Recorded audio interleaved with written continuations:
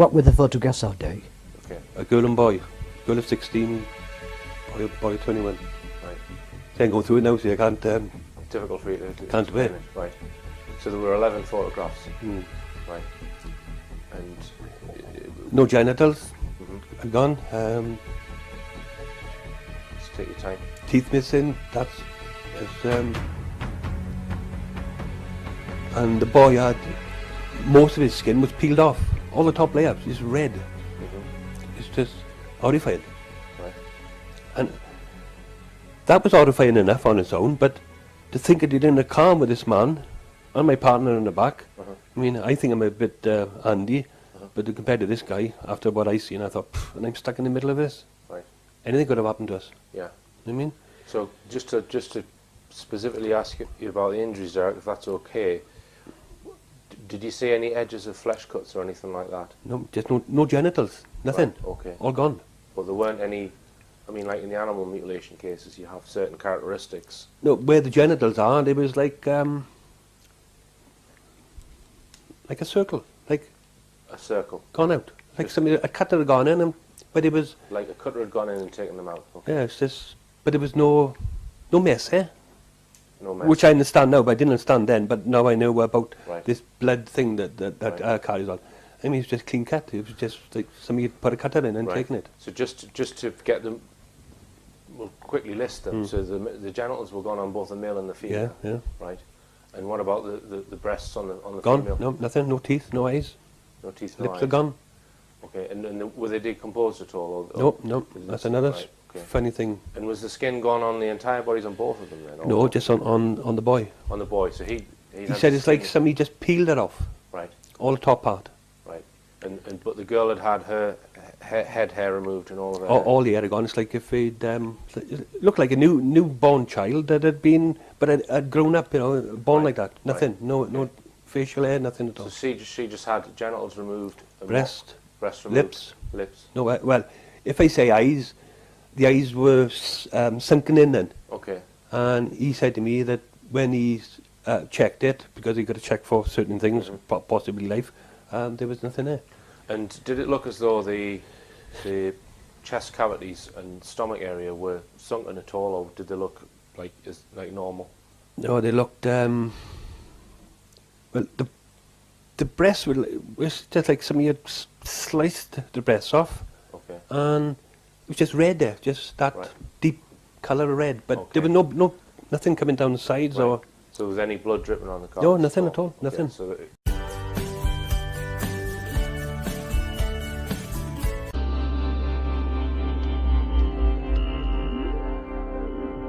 Very recently, several key Spirit Science episodes were demonetized for strange reasons.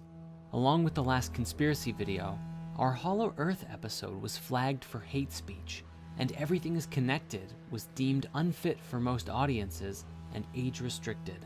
Please use the link below to join Spirit Conspiracies and access this content free just in case it disappears from the public eye.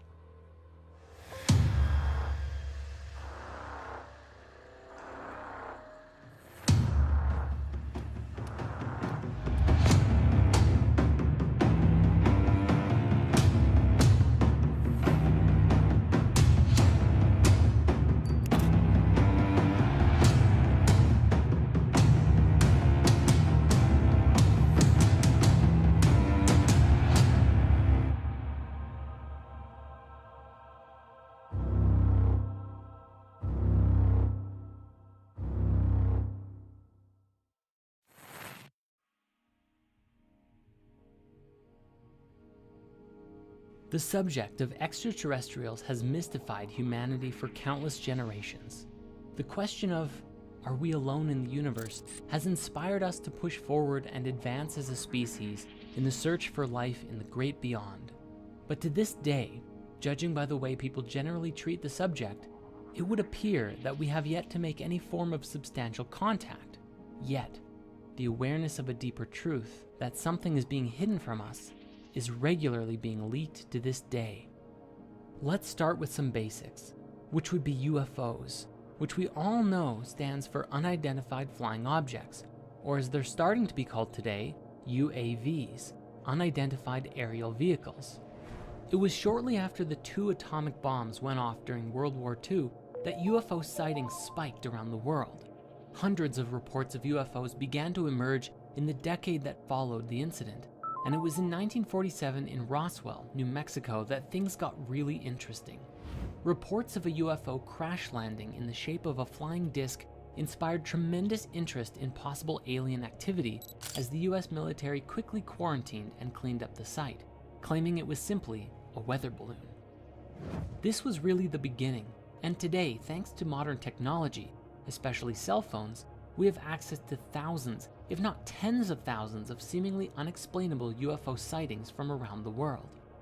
My own personal favorite is the Dome of the Rock incident from 2011, where several independent people caught footage of a bright, glowing, and oscillating orb that descended over the Dome of the Rock in Jerusalem. After hovering over the sacred temple for several moments, it shot upwards with tremendous speed, disappearing into the sky. In more recent times, a video that was leaked several years ago was released by none other than the Pentagon, featuring 3 separate accounts of US military pilots attempting to track and follow incredibly fast-moving aerial ships, without any clue as to what they were.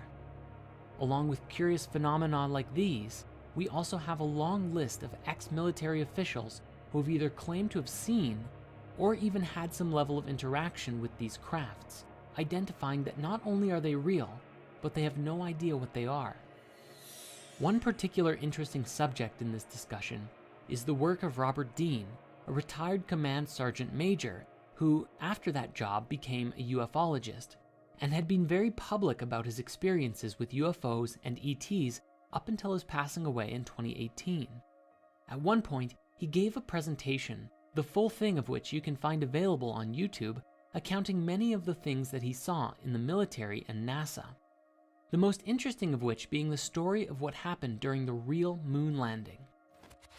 Now, many people today believe that the moon landing itself is a conspiracy, that it was faked because of certain things that stand out about the moon landing that don't make sense, such as why the crosshairs of a camera are appearing behind a particular object on the screen, or the strange objects in the reflection of the astronaut's visor.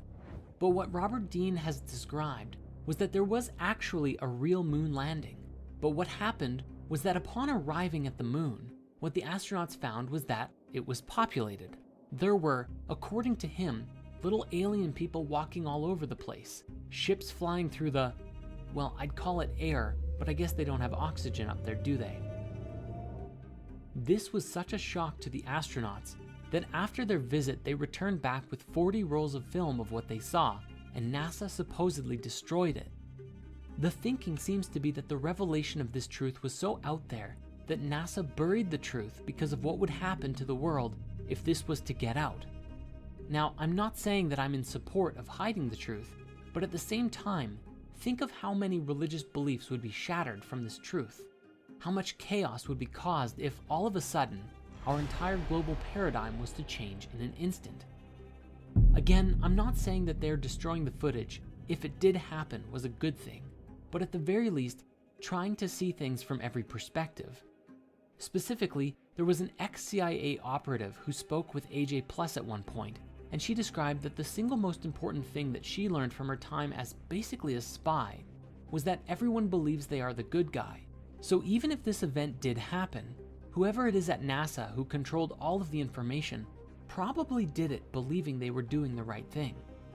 We will return to Robert Dean at another point soon because he shared something else that was very interesting. However, first we have to discuss this. You may be familiar with a man named Bob Lazar, one of, if not the first, to come forward with inside leaks about the secret government UFO programs.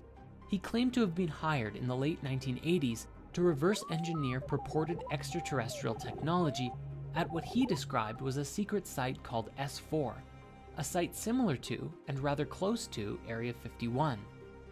He described that he had access to a recovered UFO ship and for several years was attempting to discover the secrets of how it worked. Lazar claimed that the propulsion of the studied vehicle was fueled by the chemical element with the atomic number 115, known today as moscovium, or E115, which at the time was named Unumpentium, since it hadn't been created yet. However, it was first synthesized in 2003 by a joint team of Russian and American scientists for real.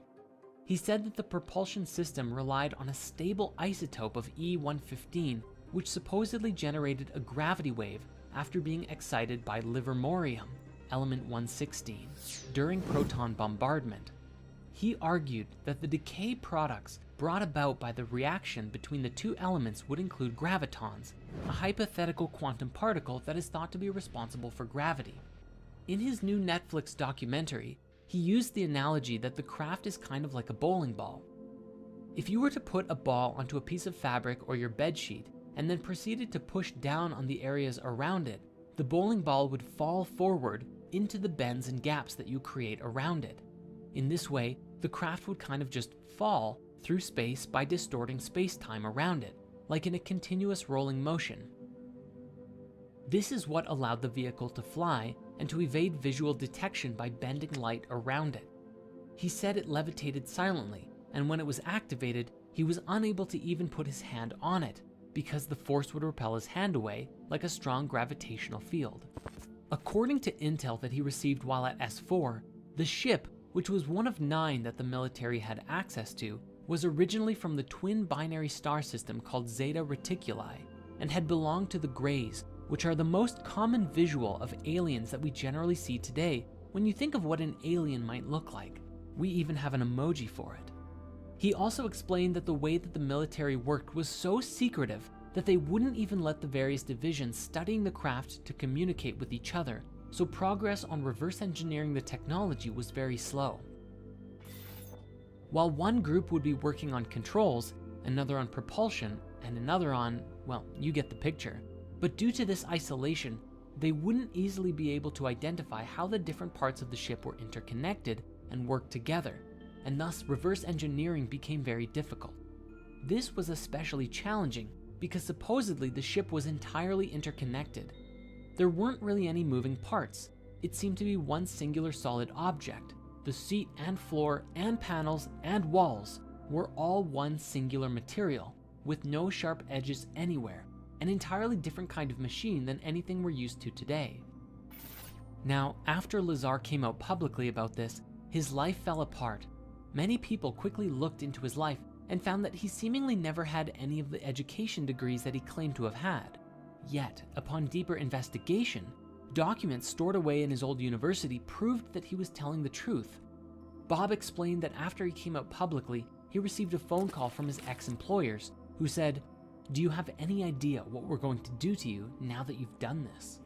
And for many years, Bob suffered as much of his past was erased, and he was made to look like a fool in front of the masses. Now, Bob's story is a very interesting one.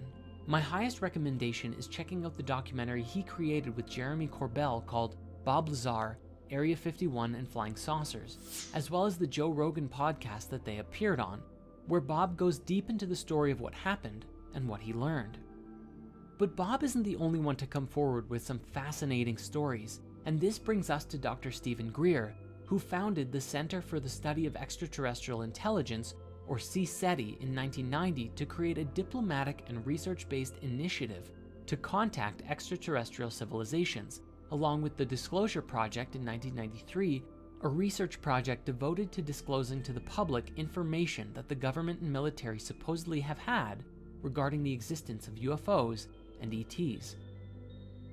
The organization claims to have over 3,000 confirmed reports of UFO sightings by pilots and over 4,000 proofs of what they describe as landing traces, evidence of UFOs landing on the Earth and leaving behind a sort of electromagnetic signature. If we pair this with what Bob Lazar said, it's entirely possible these ships could be bending light, entirely invisible to us, though perhaps not high-level military scanners.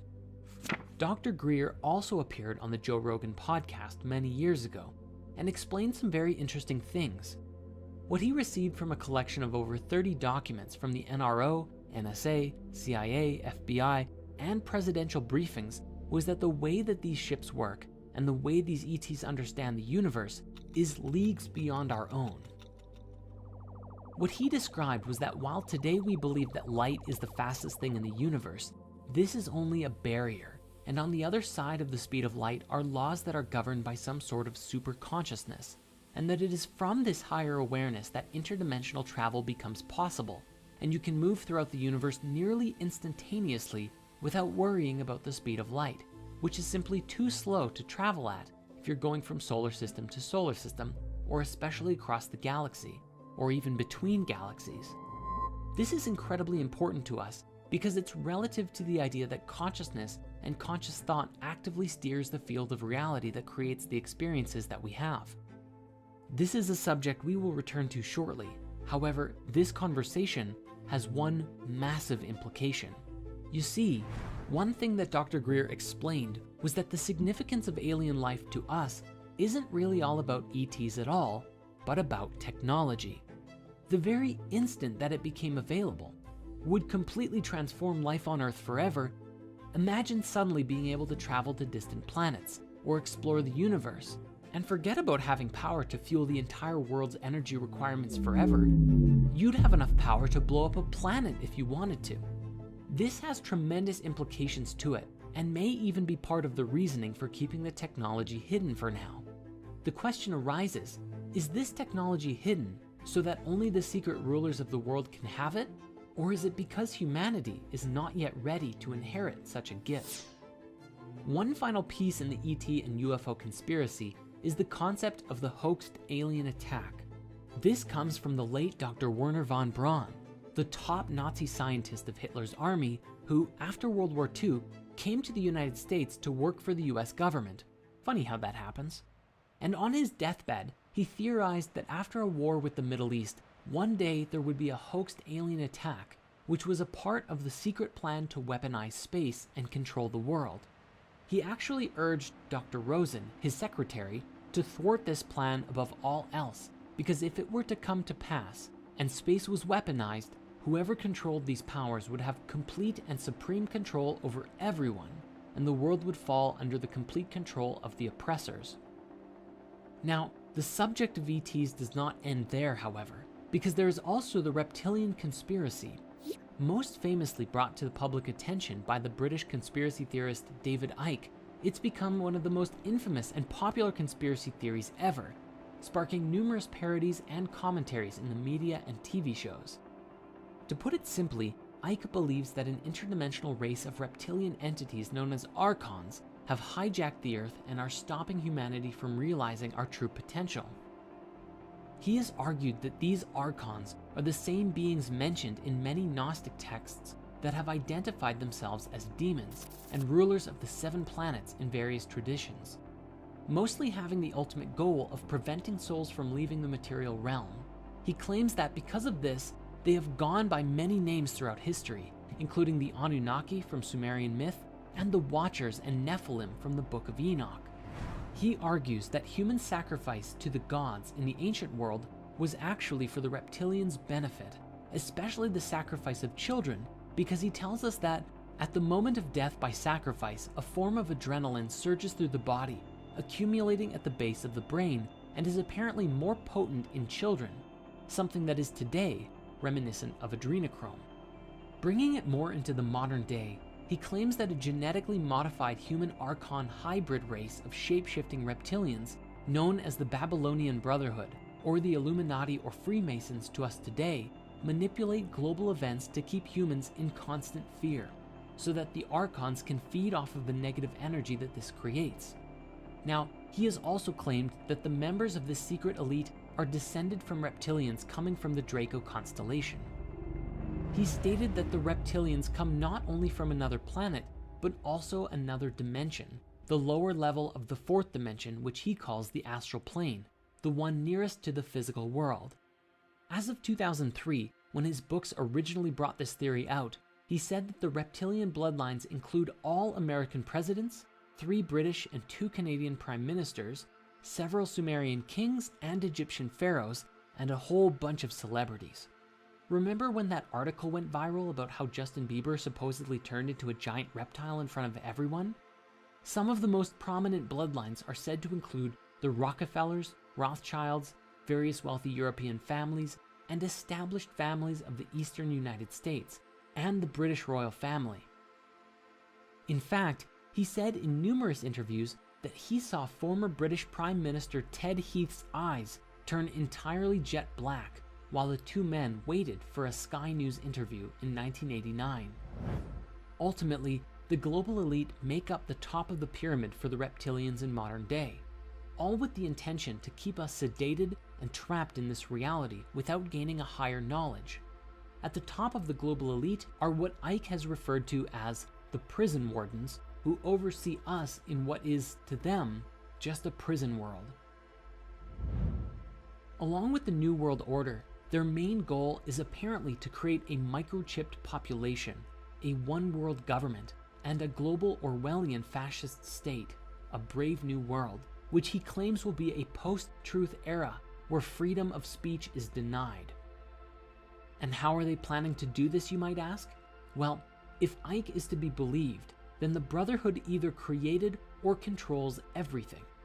Things like the United Nations, the International Monetary Fund, Round Table, the Council on Foreign Relations, Chatham House, the Club of Rome, the Royal Institute of International Affairs, the Trilateral Commission, and the Bilderberg Group, as well as the media, military, CIA, MI6, Mossad, scientific publications, most religious doctrine, and even the internet.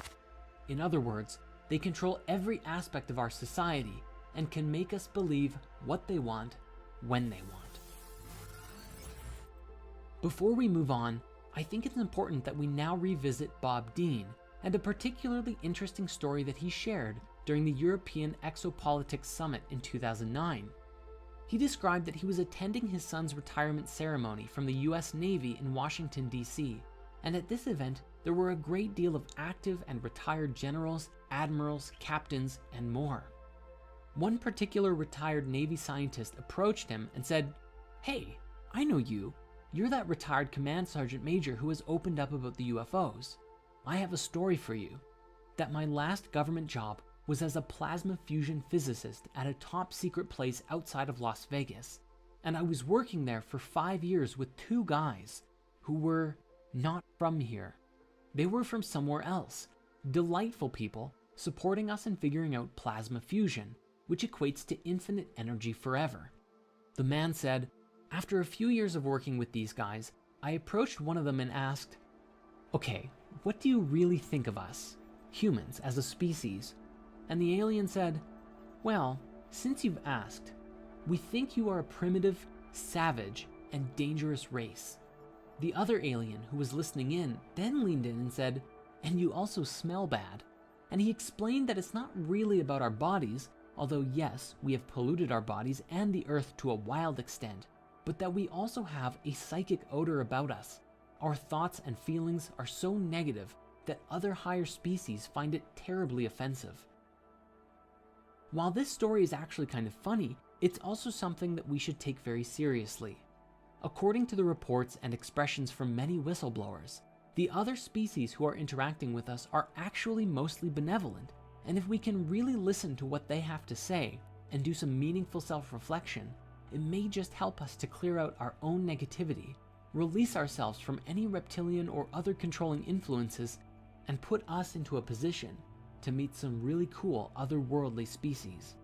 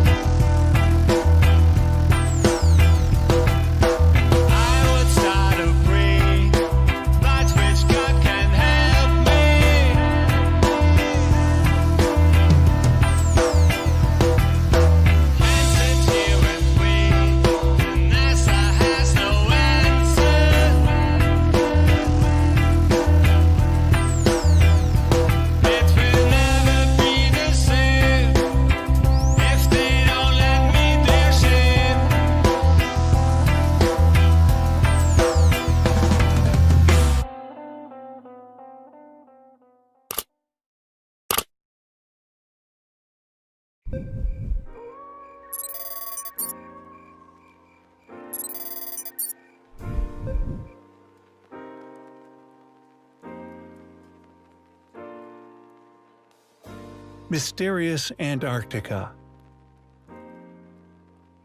Aliens, UFO bases, Nazi bases, or trapped fallen angels from the Book of Enoch.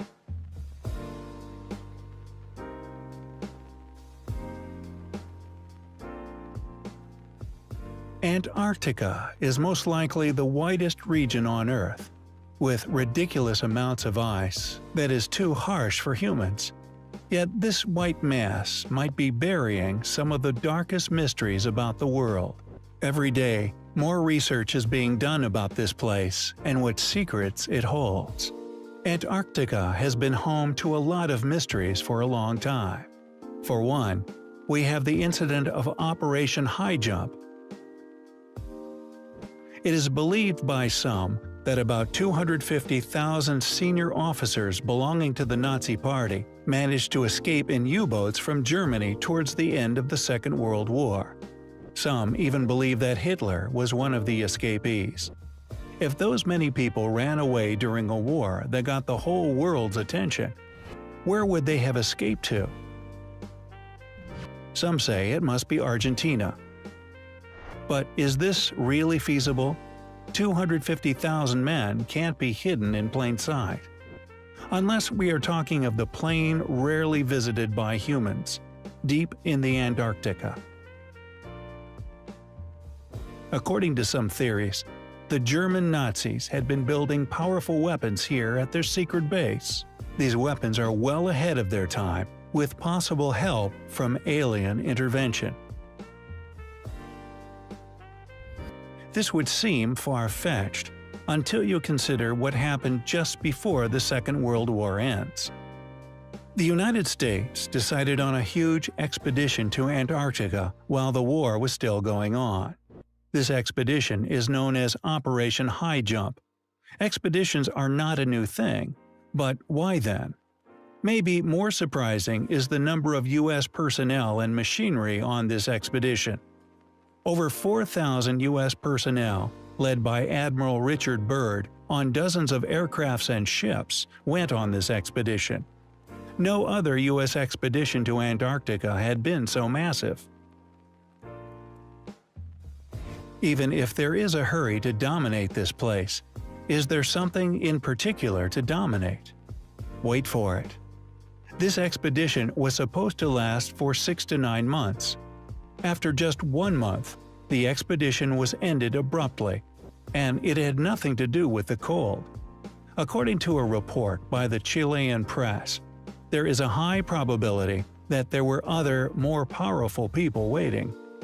Many conspiracy theorists today believe they had been bombarded by artillery, forcing them to retreat after sustaining heavy casualties. From what must have happened there, the personnel on the expedition couldn't have had a chance. It was a massacre. Even though the U.S. would not confirm this, Admiral Richard Byrd was quoted in the Chilean press talking about how they were confronted by a new enemy that could fly from pole to pole at incredible speeds. This could only have been, or at least inspired, by alien technology, as at that time it was basically impossible to travel at such speed. There are several other reports of pilots who saw flat disc-shaped UFOs chasing them, even though they were not shot at. These pilots also reported how their planes were being followed by balls of light. Yet, even though these UFOs, which the pilots call Foo Fighters, didn't attack them, it somehow was able to disable the pilots' plane bombing capabilities. According to the United States, all of this didn't happen.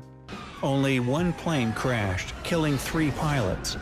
If this were true, was that why the expedition was canceled? And let's say it wasn't true. Who is behind those UFOs? Could it have been the German? Or were those extraterrestrial? There seemed to be more to Antarctica any way you look at it. Speaking of extraterrestrials, the more Antarctica is examined, the more the mysteries that crop up. An example is the huge electromagnetic anomaly that was detected by NASA satellites in 2006. This anomaly wasn't lying on the surface either. It was buried deep underneath 151 miles of ice. What a beautiful way to confuse researchers. Over a decade later, they are still left with questions. But then, turning to an ancient scroll dated millennia ago, the Book of Enoch, some interesting passages seem to have something to say about this. Enoch was the man who was reported to have escaped death. He was the great-great-grandfather of Noah. He wrote about how he was taken to the place where the corrupted angels who disobeyed God and came to earth were imprisoned. In his book, he had talked about the 200 fallen angels who had lived among men, teaching men advanced technologies for their time, and sleeping with the women and fathering the Nephilim, thereby genetically modifying men and leading mankind astray. The book talked about where they were imprisoned until the appointed day. This place was supposed to be lit by the sun both during the day and at night. In his words, the sky was burning day and night. As it turns out, this fits perfectly with the southern hemisphere during the summer season in Antarctica. At this time, there is daylight for 24 hours. This phenomenon, known as aurora australis or southern lights, can be visible from high southern latitudes in Antarctica, Australia, New Zealand, Chile, and Argentina. Let's say that was a coincidence. Enoch went further in his book by mentioning 7 mountains of precious stones, 3 towards the east and 3 towards the south. This is where it gets more interesting. Mount Vinson fits the description of the central mountain. After all, it is the highest mountain in Antarctica. As for the other 6, they were there, just not aligning as specified. This could signify that there had been a shift in the Earth's axis of rotation. This is not uncommon. These shifts are known to cause such calamities as floods and tectonic events. Then, it gets even more interesting. If we consider the research conducted by Sir Charles Hapgood, in which he proposes that the last pole shift could have happened about 11,000 years ago, just at the end of the last ice age, we can begin to question if this has any relevance to the biblical flood. This would perfectly explain why these angels would be moved at this time and imprisoned. It would place their whereabouts firmly somewhere in Antarctica. Could they be imprisoned at the summit of the gigantic Mount Vinson, or could they be hidden right under the 151 miles of ice mentioned earlier? Well, these are exciting thoughts. There is really no solid proof of this, but we can continue to dig more. A journey of 151 miles has to start with a question.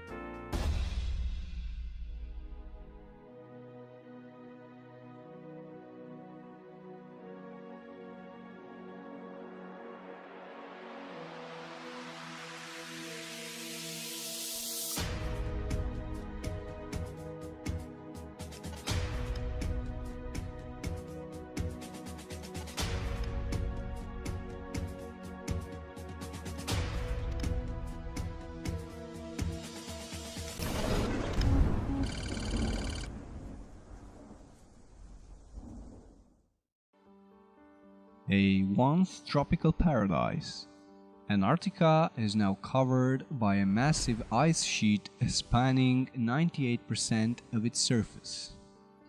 Since it had been rediscovered in 1911, this southernmost landmass became a subject of intrigue worldwide, with world superpowers showing an unprecedented desire to preserve this desolate land.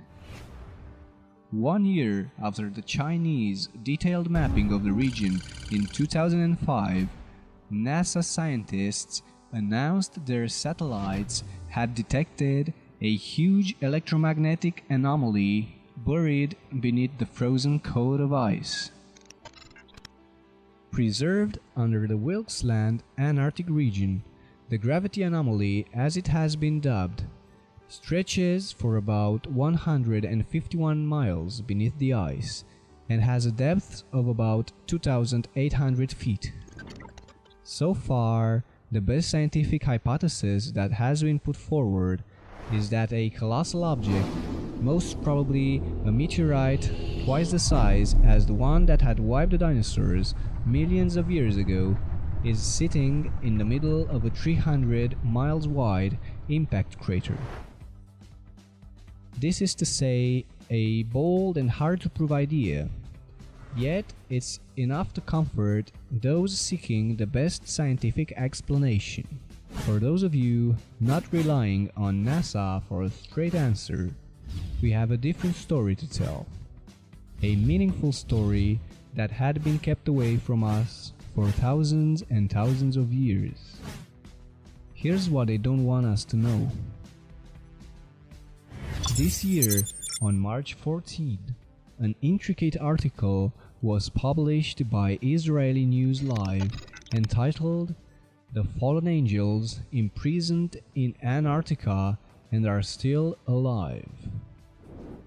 Commentator Steve Ben Nunn shared some intriguing passages from the Forbidden Book of Enoch, which, believe it or not, subtly refers to Antarctica as the land where the fallen angels had been imprisoned by God in remote times.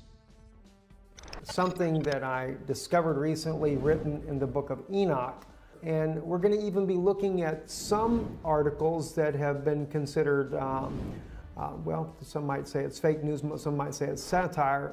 Regardless of the case, there may be some very truth to it, and this is why I wanted to talk to you about these things. Antarctica has really become a major subject in recent, well, in fact, in the last year, even more so.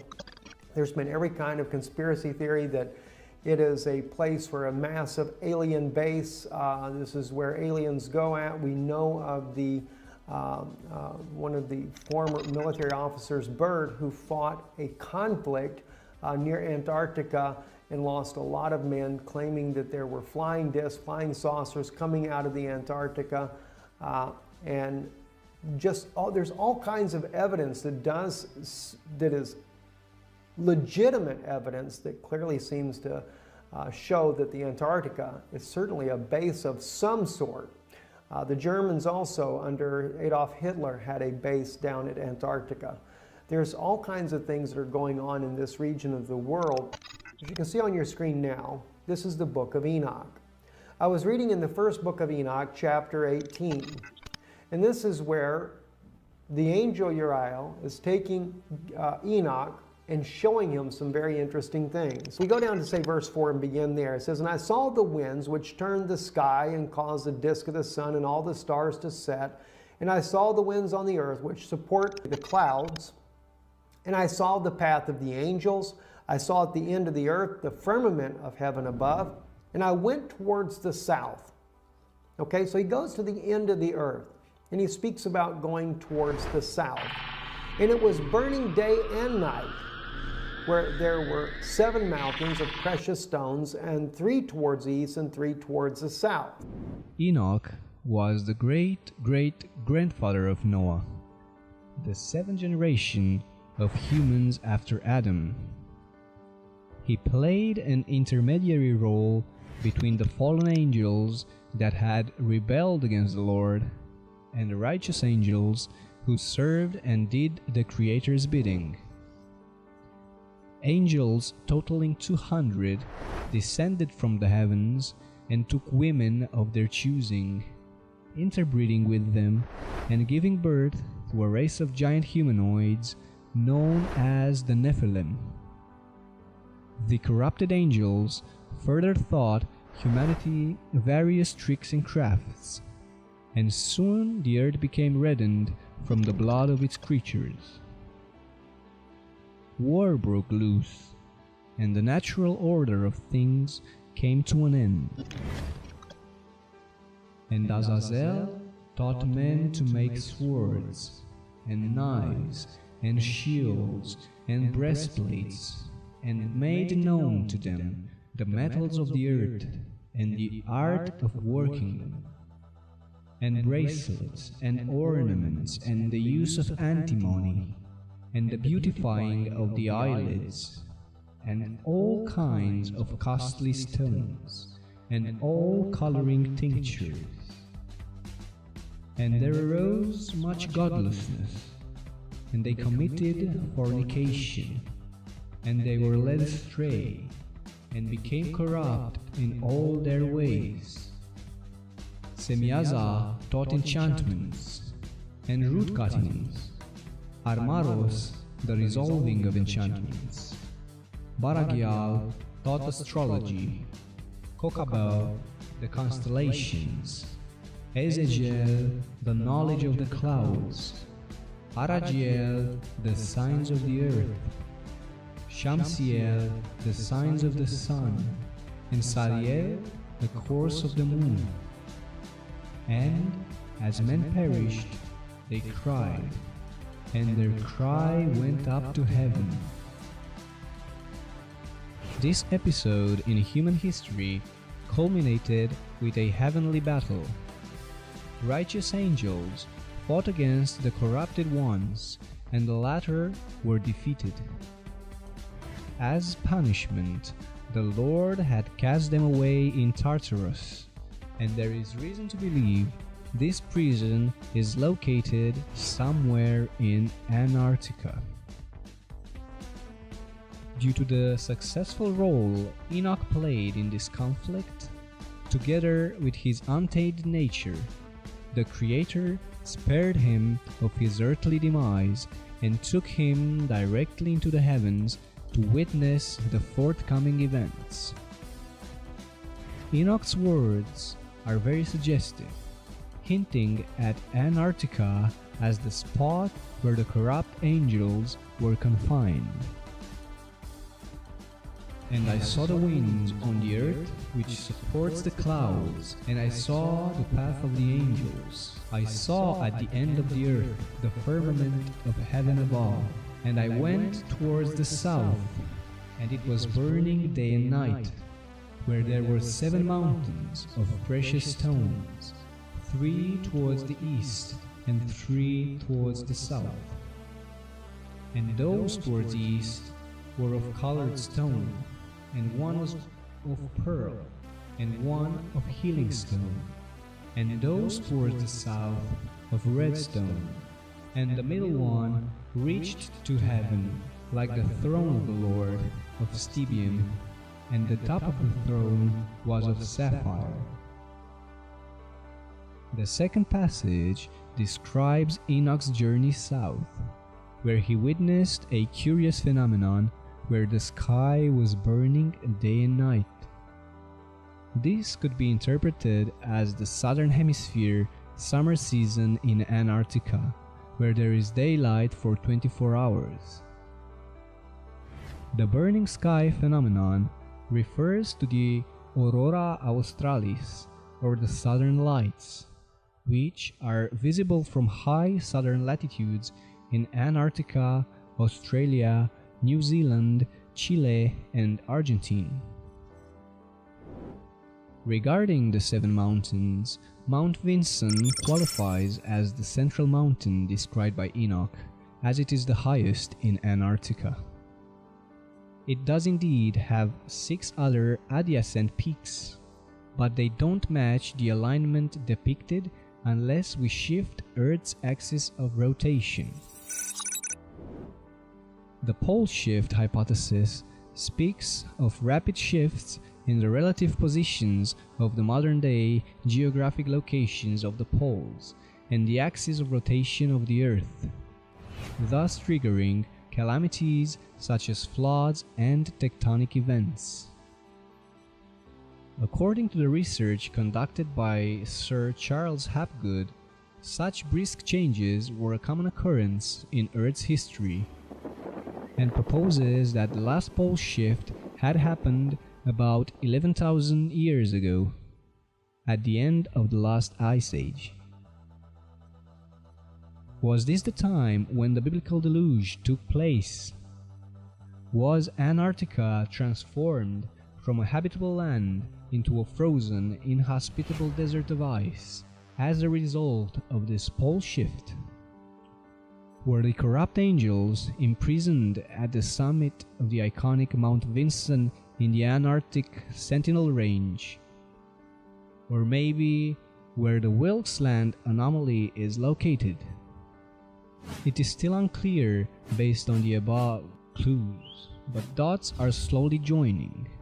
The locations of the above-mentioned sites don't overlap, but they both present a veritable riddle awaiting to be solved. From what we know from the Book of Enoch, the angels are still alive and struggling someplace underground until the time of the redemption.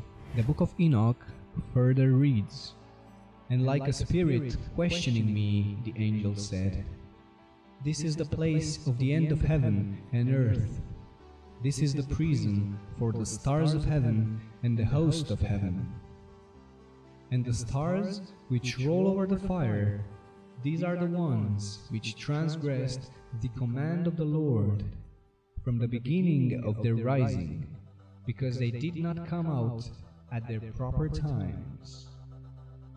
And he was angry with them, and bound them until the time of the consummation of their sin, in the year of mystery."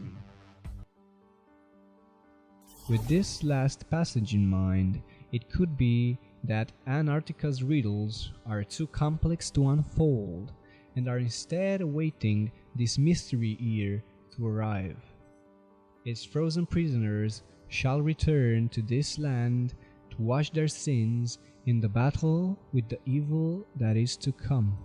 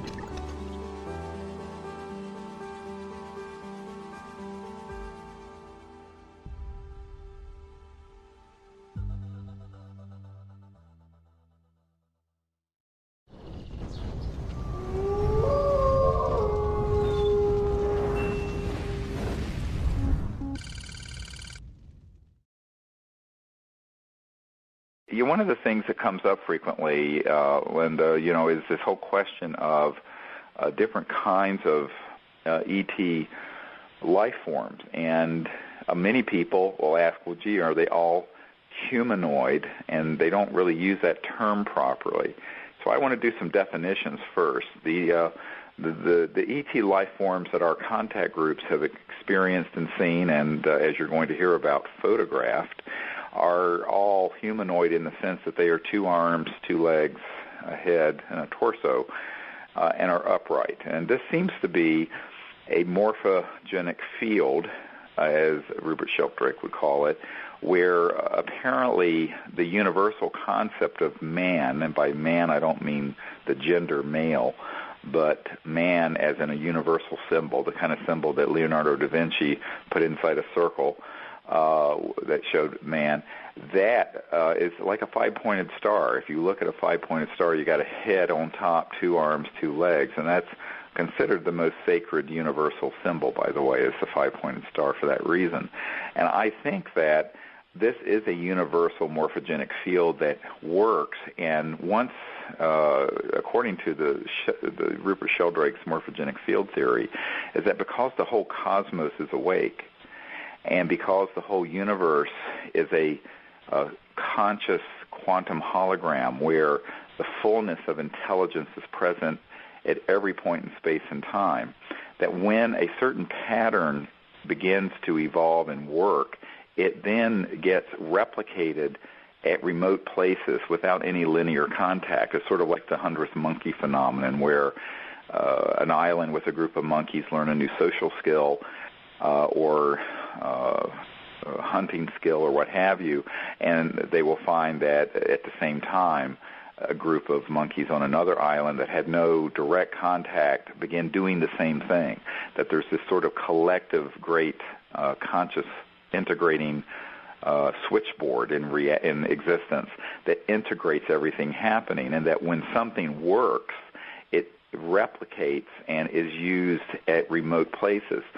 And it seems that higher intelligent life forms, rather than being, like a circular jellyfish or what have you, tend to be these humanoid in shape. Now, what's interesting is that what we've experienced, and I have also heard this from people who've worked in classified projects that have been present at the retrieval of extraterrestrial bodies when we have unfortunately shot down using electromagnetic weapons some of these spacecraft, that the bodies that are retrieved may be very small or very tall or various skin colors or even types of skin and various facial structures and hairless or with hair, but that they all are humanoid. They have a head, 2 arms, 2 legs. So when I say humanoid, I don't mean human-like. I mean that morphology, that shape.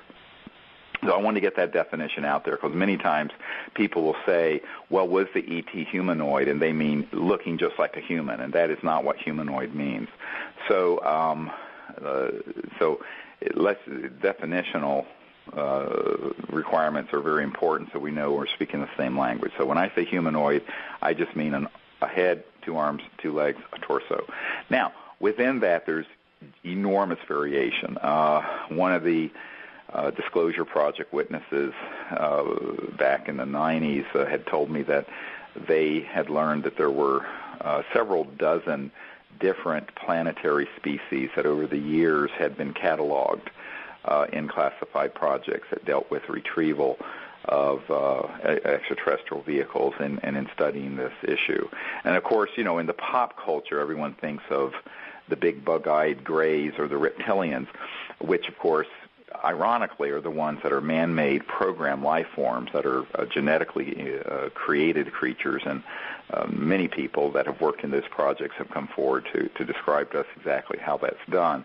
So the irony is that the public perception of ET is actually the disinformation man-made image, and the actual ETs that have been retrieved aren't very much like that, although there are a couple species that might roughly fit into the shape and size of what might be called quote-unquote a gray or what have you, but that they are more than just that. There's a whole range of beings, and some of them obviously have descended from different types of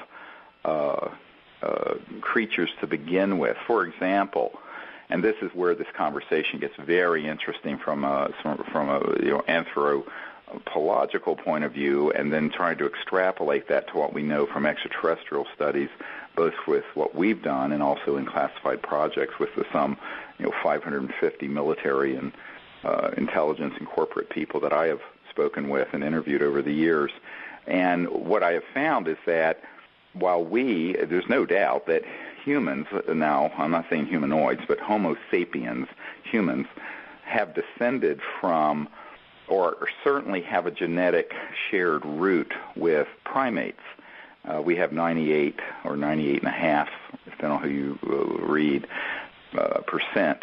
So some 98% of our genetic code is identical to a chimpanzee or a gorilla. Now, that's a lot, but still, that 2% is also a lot. And that is the big question of how did the 2% come about? Was it all purely evolutional, or was there also some intervention? I think it's both. And secondly, what does it mean that Homo sapiens have descended from primates? And I think that the primate studies that are being done around the world, pioneered by people like Jane Goodall and others, but the more recent studies that have been done are very interesting, because what's being found, although some people don't like hearing this because they always have this idea of, quote-unquote, the noble savage, is that the many primate species organize not only into tribes, but engage in intertribal violence. And in fact, has been recorded that chimpanzees and others have organized into warfare. Now, it's been pointed out that that may be due to the stress of a shrinking habitat and things that are being imposed upon their environment by humans. But nevertheless, the question becomes that the facts are what they are, and that is that primates are noted to kill each other. Now, what's also interesting when you look at that, because this is the bane of human existence, is prejudice and fear of people who are different from us, and, of course, various forms of racism and misogyny and bigotry and separation and what have you that has led to organized warfare around various differentiating qualities, whether it be skin color or religion or ethnicity or what have you. But that there is a root for that within humanity that has to be transcended, that is probably carried over from our connection to our very roots, as 98% being identical with primates. And this, of course, is always the big question of our overcoming some of the aspects of humans that are within all of us and that we have to overcome and control and find ways to resolve that are nonviolent and doesn't result in massive warfare now that we're in the era of weapons of mass destruction. So this is a very, very interesting discussion, and there have been, of course, many books written on this issue. Now, if you look at this, though, in terms of other phyla of animals, let's take, for example, canines. Well, dogs, for example, and wolves. Now, it's interesting because years ago when I was in college, I read a very interesting book about wolves and how maligned they were. And, of course, many people say, oh, my God, that person's like a wolf and this and that. But in reality, wolves don't kill each other. They may have a pecking order with an alpha wolf and a omega wolf and a beta wolf, and they may attack an intruding wolf just to teach it a lesson. But actually they don't go to the point of killing each other, whereas the dove of peace, will peck each other to death. So what's interesting is that even within the human sort of prejudice of other species, there is this tendency to assume that wolves are violent and doves are not, when in reality doves have been known to be so territorial as to kill each other, their own kind, whereas wolves do not do so. So should it be the wolf of peace instead of the dove of peace? It's very interesting. Now, I throw out these issues not just because I tend to be a bit of a contrarian in terms of what conventional wisdom in society is saying, but also to bring up this question of what does it mean that there are civilizations from other planetary systems, I have been informed, that have evolved from a lineage for which there's no concept of violence amongst themselves and or the concept of warfare. Very interesting question. You know, one thing that I'd like to interject here is that people might be thinking, well, wolves do kill prey, so do cetaceans kill their prey, and sometimes they even act together in groups or packs to attack their prey, but that's a whole different thing. That is not warfare, that's eating, and they happen to be predators, and that's their food. Right, it is that's a very different deal. Every living animal eats something, even if it's a plant, and of course they found that plants have a certain consciousness about them, although I think it's certainly more grievous to kill a higher intelligent animal than a carrot. Nevertheless, the question is, your point is exactly correct, that many animals will organize into hunting packs to feed themselves to survive, but it isn't done for the sake of killing. It's to survive. And as opposed to territorialism where there's murder or organized warfare within the species, which humans do. And also, quite interestingly, it's now being established that primates do. Even if there are environmental stressors that have led to that, that's beside the point. They still engage in that. Whereas you don't see that. I mean, you don't see dolphins killing each other. You don't see many other species doing this. And so we know that this is part of the real challenge of humanity, is to transcend into a higher state of spiritual awareness, to control those proclivities so we don't engage in not only murder of people, which as an emergency doctor I used to see with great frequency in the ER. Under the most ridiculous circumstances, people would come in having been murdered or severely attacked and then subsequently die for the most trivial reasons.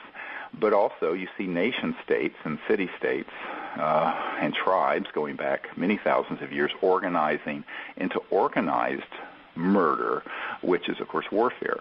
And I think that we have to understand that there are civilizations that exist that are interstellar, that have evolved from lineages that don't have that concept at all, in the least. Now, of course, everyone gets trapped into Star Trek and Star Wars and whatever the movie du jour is, where it's one rampaging Klingon after another fighting each other. But that's much more of an anthropocentric projection, where we're projecting our own baggage, as it were, into space, than the apparent order that's out there. And I think that we have to take a look in the mirror. In fact, I think that it's very interesting that a lot of the way people will assume that our interstellar extraterrestrial visitors are violent is much more of a statement about ourselves. And it's basically the way people regard this entire subject. I think it's a giant, not only a Rorschach test, but a big mirror that reflects more about what the person is about than what is actually being intended. Because obviously, if you go through an analysis of this, any civilization capable of going faster than the speed of light, dematerializing at one point in space and rematerializing light years or galaxies away at another place like Earth, their technologies are so advanced that if they were inclined to weaponize them and be hostile towards, say, a planet like ours that's beginning to go into space with weapons and has killed almost 200 million of our own people in organized warfare in the last 100 years alone, that doesn't count the murders, the individual murders that have happened, that such species who have that capability, if they were truly hostile, would have used that proclivity with that technology, and we wouldn't be breathing the free air of Earth today, 60 years after the dawn of the nuclear era. So I think that one of the interesting things, though, is to consider the fact that in our Sea SETI expeditions and also in interviews I have done with classified military personnel who have dealt with retrieved extraterrestrial vehicles and bodies, is that some of these species appear to have descended from, for example, what we would call bird-like creatures that become, instead of flying, are two-legged, two-arm, and a head, but are kind of feathery. Others have encountered ones that appear to have a cetacean sort of quality to them, or a dolphin-like quality. Others have encountered some that appear to be almost like a two-arm, two-leg, and a head praying mantis type intelligent life form that are apparently incredibly intelligent and very gentle, but to someone who would have insect phobia would be kind of freaked out, and et cetera and so on. And so I think that there is the possibility that almost any phyla and any type of animal, in our case, of course, it was primates and what have you, could evolve and have perhaps some augmentation of their development through some sort of mysterious intervention that would lead to an upright man or humanoid that would be from that lineage. That, in other words, we have a primate connection. Others could have a canine connection, or a cetacean connection, or a a bird-like pathway or some other pathway. Of course, it doesn't exist on this planet, but that is a type of animal life or life form that would evolve on other planets. And with that would bring their own qualities and attributes. And I think that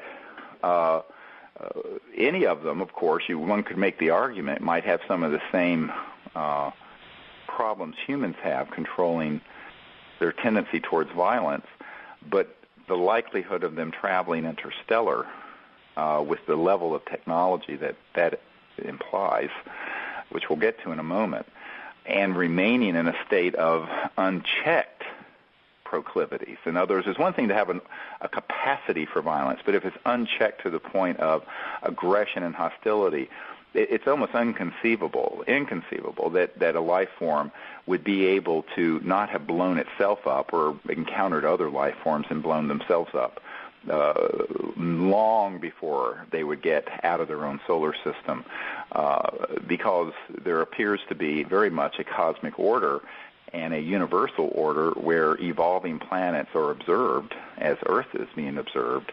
And, there's a certain litmus test, a certain development in social consciousness and spiritual consciousness that's required before you're let out of your planet very far.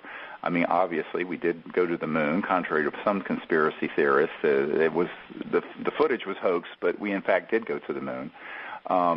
But it isn't as if we're allowed to fly amongst the stars willy-nilly while we're still in the process of engaging in warfare on this planet as humans. And so I have called this the cosmic quarantine that appears to exist around any planet that has not yet become peaceful.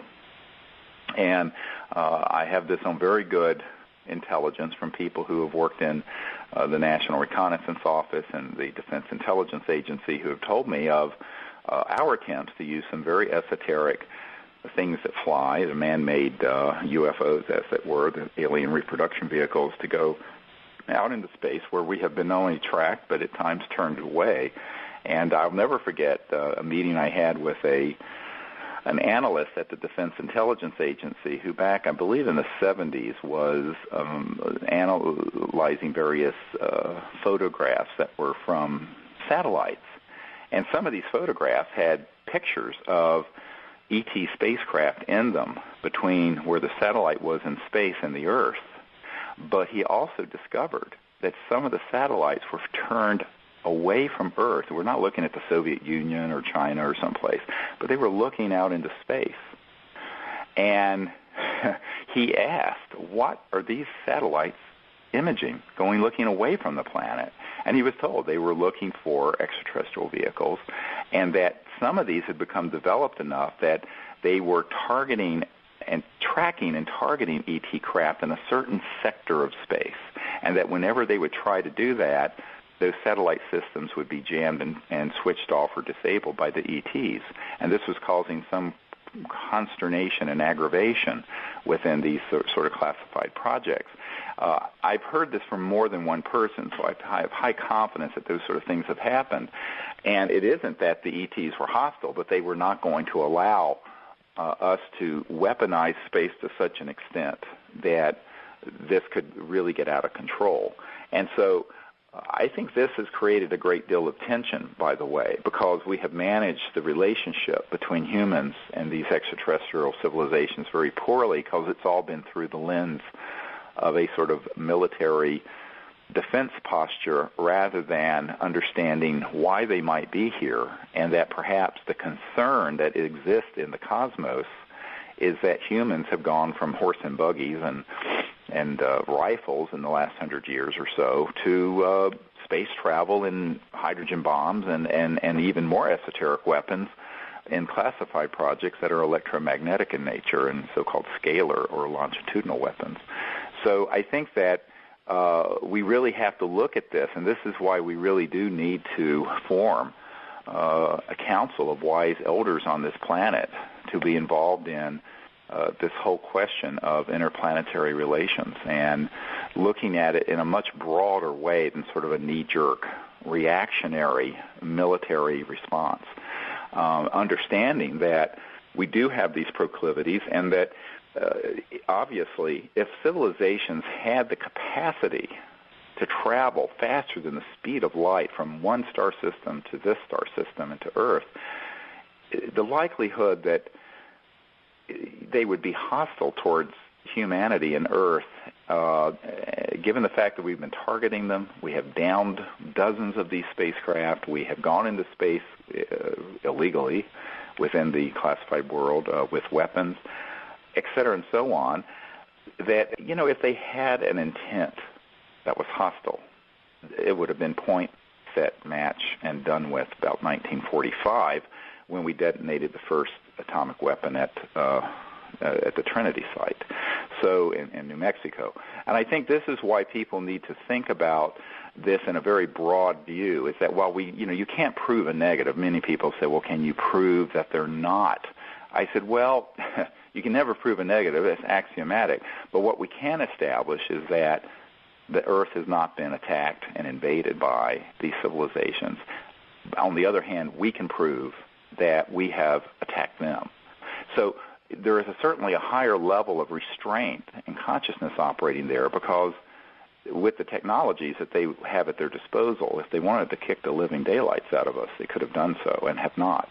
And I think this is not only one of the surest proofs that that we're dealing with very developed societies that are in a higher level of social and spiritual awareness than we've yet attained collectively on Earth, but that we need to have people analyzing this whole situation with calmer minds than have been allowed to, because the people who have been allowed in the very small tent of these classified projects has been a self-selecting group of militarists and frankly, warmongers. And I think this is something we really need to correct.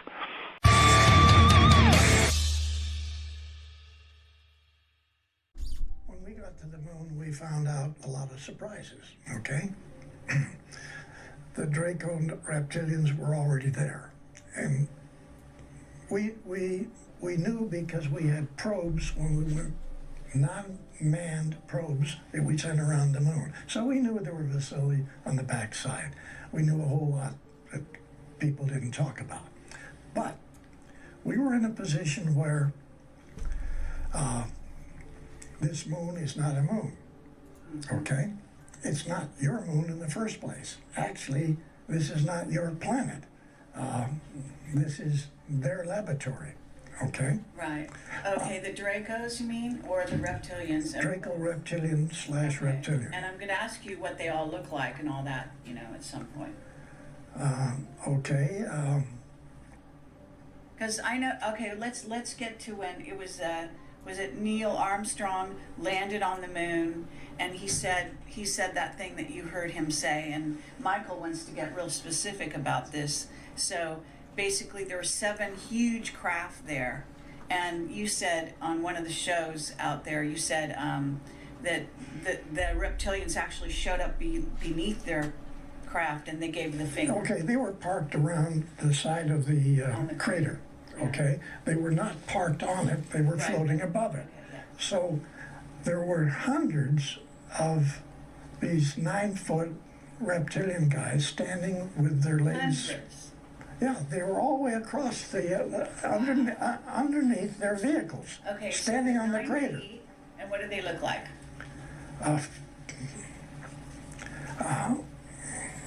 They're ugly looking, lizard, alligator type people. They got the same skin as the lizards got, okay? And terrible looking faces. But then they have the ability to shift and look like a human. All of them do, okay? Okay, do you think Von Braun was a reptilian? No. You really don't? No. Okay. Your president, yes. Oh, which one? George Bush Sr.? Yes. Yeah. Sure. And Bill Clinton and this guy you got just got rid of. Yeah. Yeah. Barack Obama. They all were. Right. Okay. So, and they all have this ability to make themselves look like real good-looking people. And you're saying Trump isn't one? No, he's not. Okay? Well, that's a relief. And, and he knows more about this subject than people realize.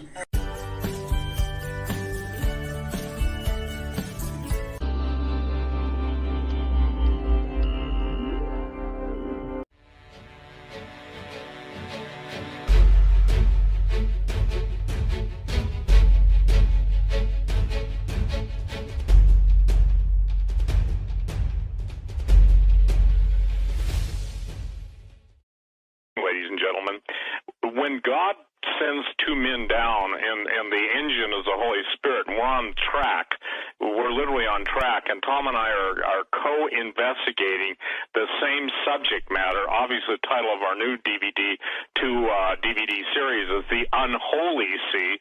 When you are through with tonight, you're going to see something that is so strange and what I say, wonderfully laid out of God knowing the end from the beginning. And so, Tom, I thank you for that, but that's my sentiment, too. After 25 years on talk radio and being told this and told that and accused this, by the way, ladies and gentlemen, I shared this with Tom. I think it was 23 or 24 years ago. I'll have to check with Hawk. He remembers just about every one of my shows. I said, you're going to watch Islam and Catholicism merge. You're also going to watch the greatest war in the Catholic Church. I'm not talking about a war of words. I'm talking a shooting war. You're going to watch that take place. Well, Tom, you know how that went over. You know, I'm crazy. I'm insane. You know, but then you know, and the deal is that there's no way I could have known that any more than you were directed and Chris was used by the Lord. You guys are doing the same thing at the same time. God gave you that. So we're now at a position, because you know this, everybody basically has been the standard, the 10 hills of Rome, the Holy Roman Empire, and Ben, that's not what you're saying or seeing, or that's not what I'm saying or seeing either. So go ahead and proceed. But I just want you to know that I find it interesting, and I said this to my wife. I said 23 years ago, I was talking about it. Fast forward, and tonight, Tom and I are talking about the fulfillment of that. Now, is that cool or what? Yeah, and hundreds of years ago, the Cumae Sibyl was talking about it, and this Pope and the Vatican today are behaving in a way that they believe it, and they're working to make it happen, which we'll get to in a few minutes. Now, one thing you failed to say, and let me say it, Steve, is that our investigation. People think that because you and I are good friends and we go back for a long time in radio that we talk all the time and we always check with each other about what and we never do that. We never talk about what our investigations are, what we're working on, and yet time after time, like your new documentary film, is absolutely a parallel to the work that Chris and I have been doing in secrecy for the last year on the final Roman emperor.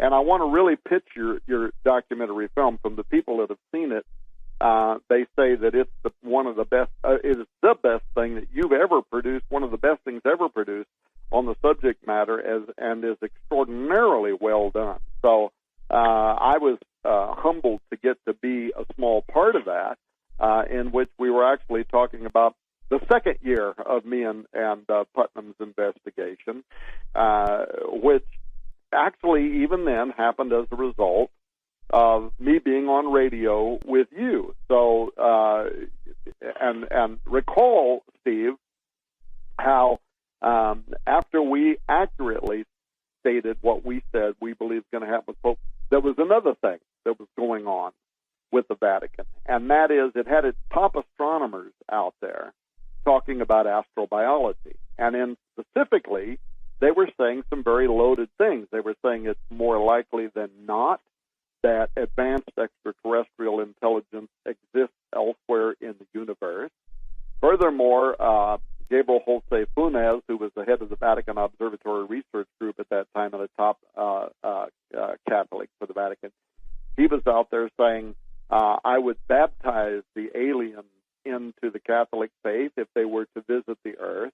Guy Consolmagno, who at that time was the Pope's personal astronomer and has since taken Jose Funes' place as the head of the Vatican Observatory Research Group, he too was saying we would baptize aliens into the Catholic faith.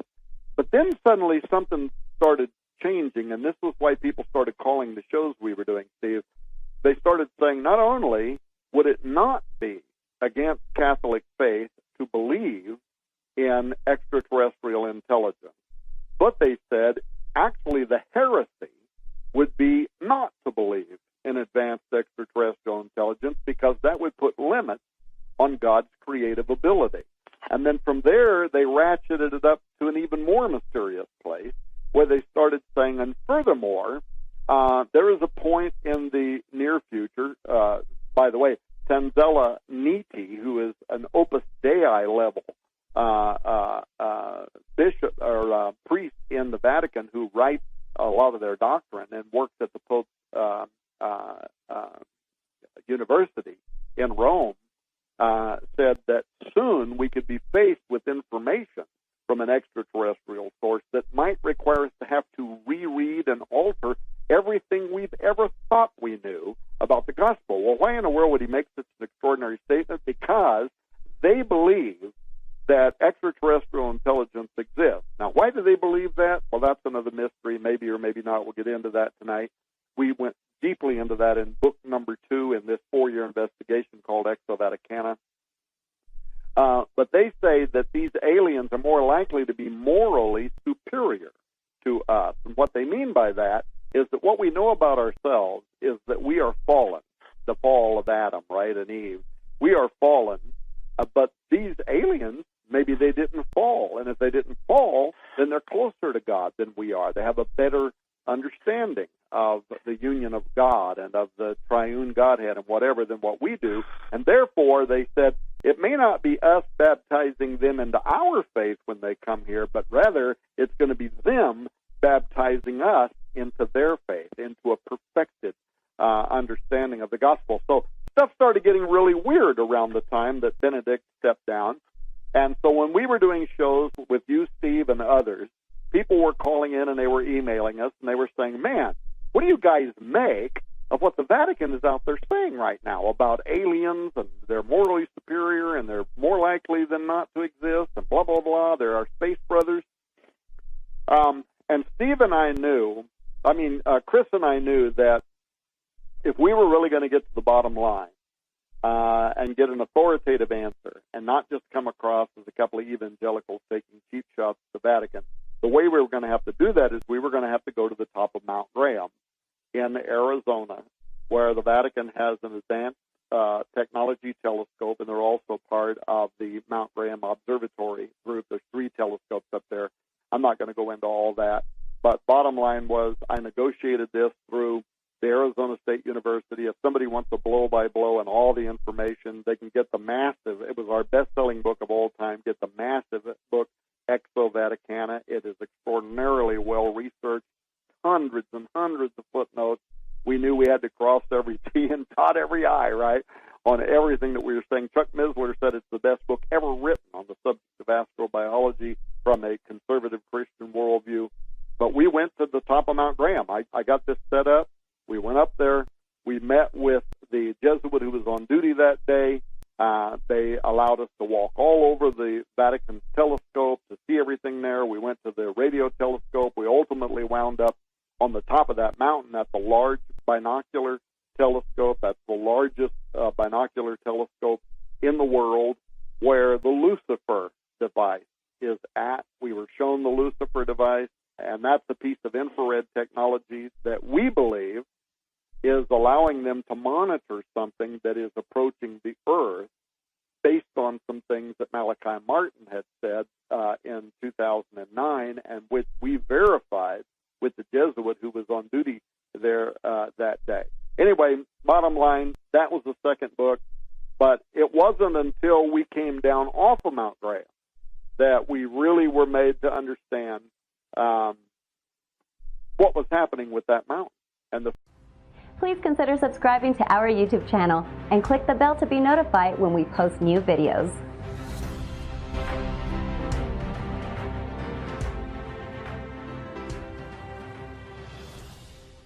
Fact that the Apaches, who had resisted the Vatican, actually joined environmentalists in Arizona to fight the Vatican and Arizona State University and NASA to try to keep them from building an observatory on the top of that mountain.